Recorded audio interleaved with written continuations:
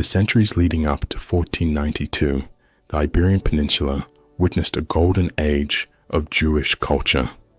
Deeply integrated into society, Sephardic Jews made invaluable contributions to medicine, philosophy, literature, and finance. From the grand synagogues to the bustling marketplaces, their presence enriched the tapestry of Iberian life. Luminaries like Maimonides, Judah Halevi, and Abraham ibn Ezra pushed the boundaries of intellectual and artistic achievement. This vibrant era serves as a stark contrast to the upheaval that would soon shatter this world. Scholarship and faith were cornerstones of Sephardic life, in libraries overflowing with ancient texts and schools echoing with the voices of scholars. The pursuit of knowledge and spiritual understanding thrived. Jewish law and tradition guided daily life, shaping a rich tapestry of religious ceremonies and vibrant festivals. This deep commitment to intellectual and spiritual pursuits underscores the profound cultural loss that would accompany their expulsion. From the bustling streets of Cordoba to the majestic courts of Toledo, Seville, and Lisbon, Jewish communities flourished across the Iberian Peninsula. Their synagogues, architectural marvels of the age, stood as testaments to their vibrant faith. This era of relative coexistence saw a dynamic interplay between Jewish and non-Jewish communities, weaving a complex tapestry of cultural exchange.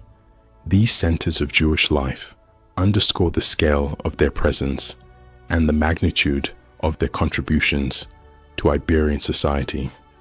The seeds of change were sown in the 14th and 15th centuries as a rising tide of anti-Semitism swept across the Iberian Peninsula.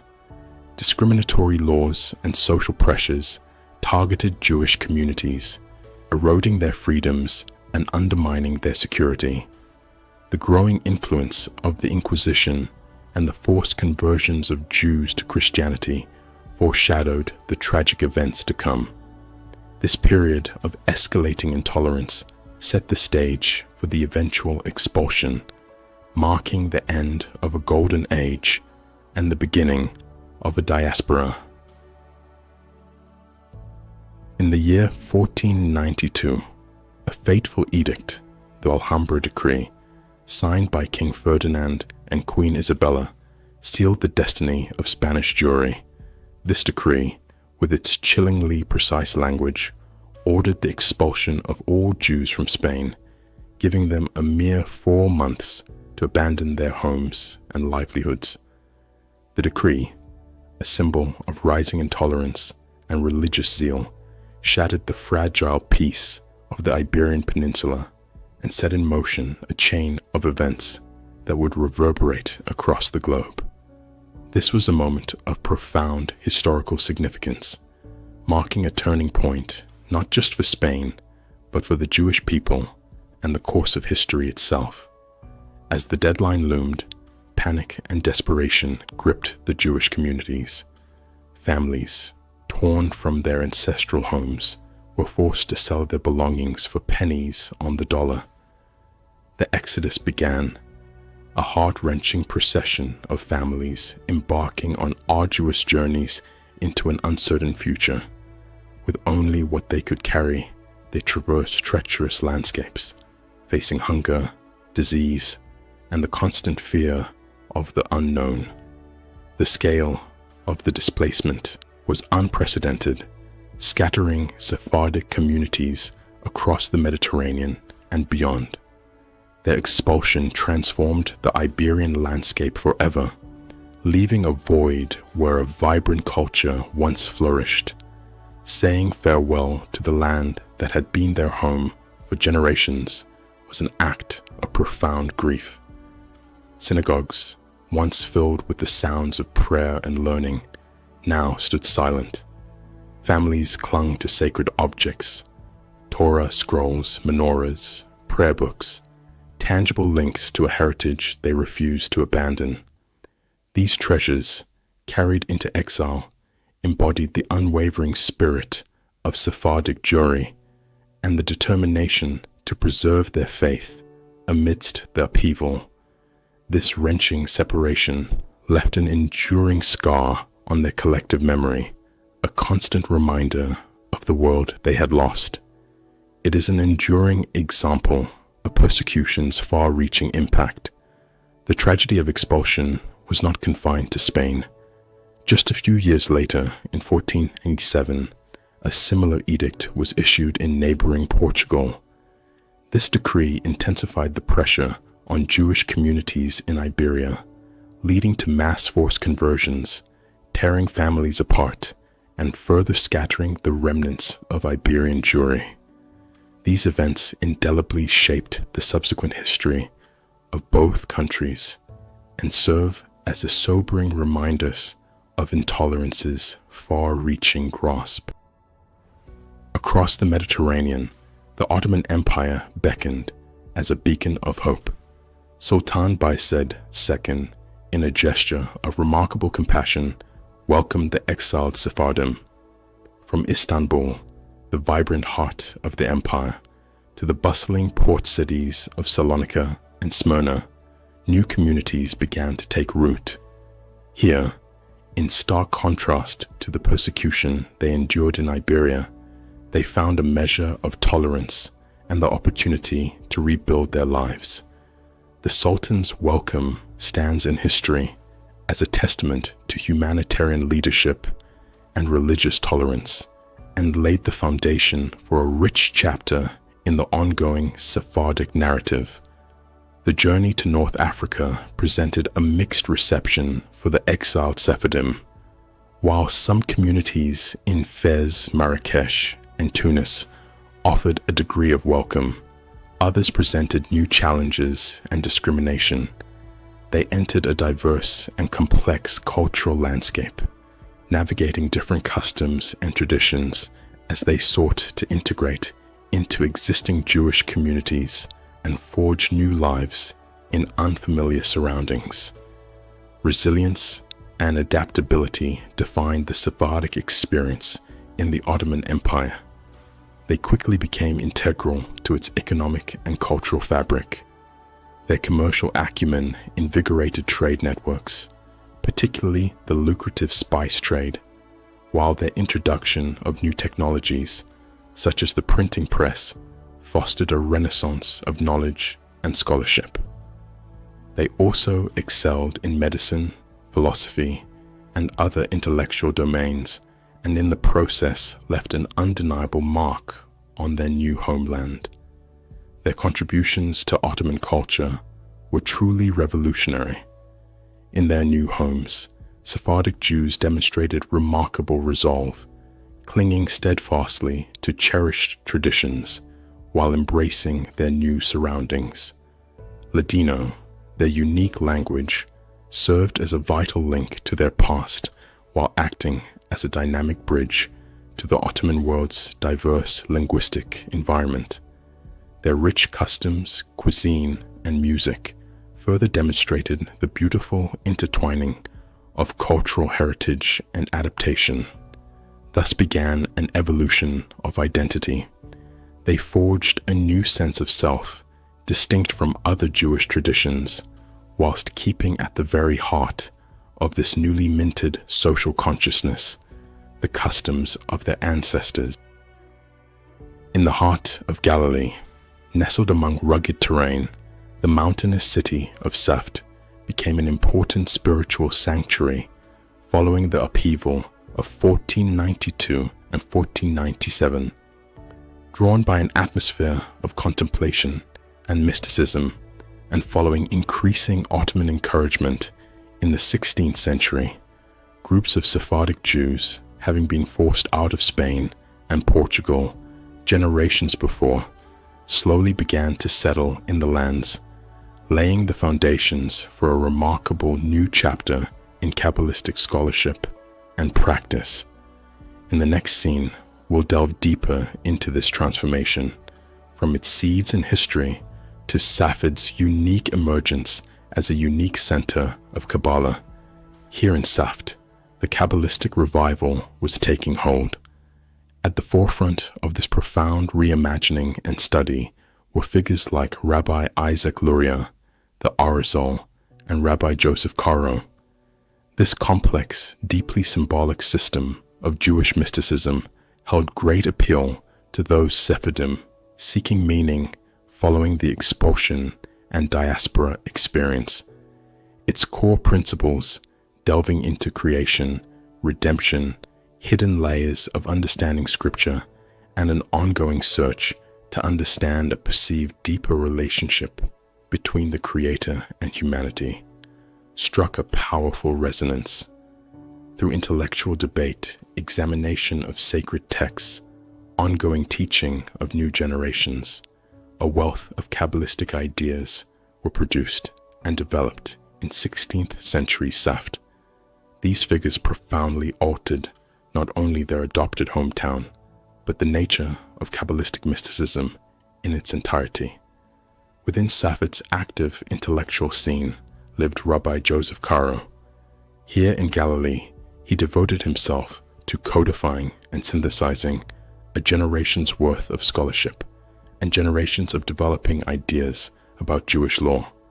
The fruit of this labor, the Shulchan Aruch, or the Set Table, was born. Here, at this very table, many key discussions continued.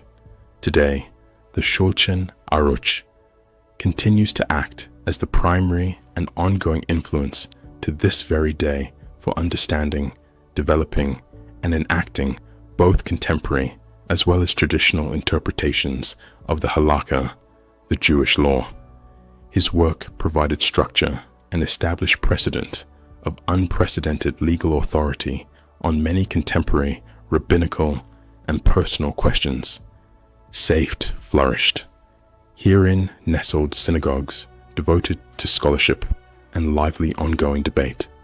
The famous study halls and gatherings convened from all segments of this evolving post-diaspora Sephardic community, where mysticism, prayer, textual study, philosophy, and theology converged in lively debate. In Saft, the spirit and resilience of the Sephardic people shined forth following expulsion from their adopted home. Saft, as we have come to appreciate it today, thus stands not only as testament to scholarship and resilience, but represents an unparalleled instance of a renewed culture creating space for rich spirituality at the very intersection of both new opportunity as well as generational cultural remembrance. Amsterdam, with its bustling canals and vibrant commercial life, offered a new beginning for many Sephardic Jews seeking refuge from persecution. The Netherlands, a haven of relative religious tolerance, provided opportunities for these newcomers to rebuild their lives and contribute to the burgeoning Dutch Golden Age. Sephardic merchants and intellectuals quickly made their mark, adding to the city's cosmopolitan atmosphere and economic prosperity. The Sephardic community played a vital role in the Dutch Golden Age. Their expertise in trade and finance helped fuel Amsterdam's rise as a global economic powerhouse. They also made significant contributions to the arts and intellectual life, with figures like Baruchspinoza pushing the boundaries of philosophical thought. Their influence is woven into the very fabric of this era of unprecedented Dutch cultural and economic achievement. The lure of the New World beckoned to some Sephardic Jews, promising new opportunities and freedoms. Their journey across the Atlantic began with a brief settlement in Recife, Brazil. By 1654, however, they again resettled, pressing further north, with 23 individuals successfully arriving in the burgeoning colonial port of New Amsterdam, later renamed New York City, marking the very start of Jewish life there and beyond. Driven by the search for economic advancement and the dream of a world free from old world's enduring religious tensions and persecution, they adapted as best as possible and began establishing the roots of the American Jewish experience we know today. These same pioneers persevered, braving harsh conditions to ensure the vibrancy of what we would soon recognize today as enduring North American Jewish heritage. And in just a few short centuries, after settling in this new Amsterdam, their descendants helped found institutions of American Jewish communal life as part of establishing the USA itself, from finance, industry, charity, scholarship, and culture, their very own congregation Shearith Israel in NYC, marking the genesis and beginnings of structured Sephardic, then a century or two later, Ashkenazic, and eventually multiple forms of today's now common and thriving modern American-style Jewish life there. Their determination in such demanding conditions underscores their continued resolve, resilience, and adaptation, forming an important link of continuity between both ancient homelands' ancestral Jewish values, as well as representing ongoing, continued adaptation in the ongoing chain forming American Jewish identity today and into the future. Even at their then genesis points, the early ancestors of contemporary Jewry laid seeds, ensuring ongoing survival, spiritual consciousness, and heritage from what seemed both inhospitable territory in their day, as well as even into today's world. Amidst the azure waters of the Mediterranean, the islands of Rhodes and Corfu became home to vibrant Sephardic communities. Here, amid stunning landscapes and unique architecture, the Sephardim integrated into the local cultures, weaving their own traditions into the rich tapestry of island life. Their presence added another layer to the intricate mosaic of Mediterranean cultures. Among the remarkable figures of the Sephardic diaspora, Donagracianasi stands out as a beacon of strength and resilience.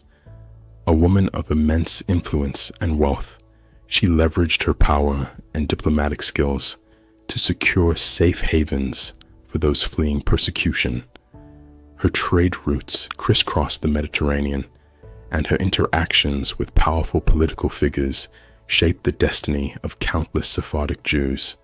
Donagracianasi's legacy is a testament to the power of individual action in the face of adversity. Donagracianasi's vision extended beyond providing refuge. She dreamed of a semi-autonomous Jewish settlement in Tiberias. This ambitious project, set against the backdrop of the Ottoman Empire, aimed to create a haven where Jewish life could flourish. Though fraught with challenges, her efforts laid the groundwork for the future revitalization of Jewish life in the Holy Land. The impact of this dream has never ceased impacting Tiberias down to the present day. Donagracianasi's legacy extends far beyond her lifetime. As a leader, philanthropist, and symbol of resilience, she shaped the future of the Sephardic diaspora. Her actions inspired generations and laid the foundation for the continued presence of Jewish life in Tiberias and beyond. Her story stands as an enduring tribute to courage, determination, and unwavering devotion in service to community. The culinary traditions of Sephardic Jewry are a testament to their adaptability and the rich cultural exchange that shaped their diaspora.